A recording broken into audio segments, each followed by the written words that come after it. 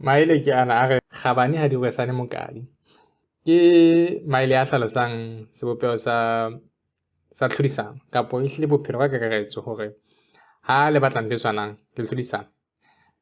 Kae le ha le ka ba le tlile le sebetsa mmoho le tshwarane ka matsoho ho tloha morao.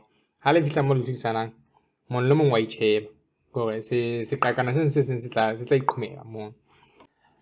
Jwale mona mokadi ke mehala ena ya ho ikgabiswe. Maele ana se ke sa hlalosa a tswa moo bahlankana ba yang barwetsaneng ba lo fereya ba lo mathisa lefereo. Ya ke ba tswa Basotho hle ke batho ba lefereo.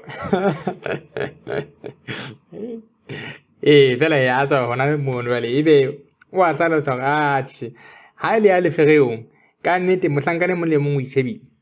Ha ke nna go sa imong sefa mona mo kgabisa. O tla lo mo hlodisa tla ke kgabeng kwana hela.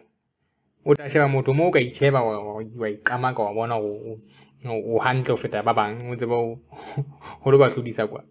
Ke maele ya jona fela he wa utlwa o ka sebedisa bophelong ka kakaretso hore ya ehlile Khabane ha di roesane mokali ntate. Ke maele a bohlokwa haholo a hlalosang bophelo ka mokgo bo leng ka teng e seng ka mokgo ka batlang mo be ka teng. Ko ehlile hlalosa bophelo ka tsela eo bo leng ka teng hore Khabane ha di roesane mokali.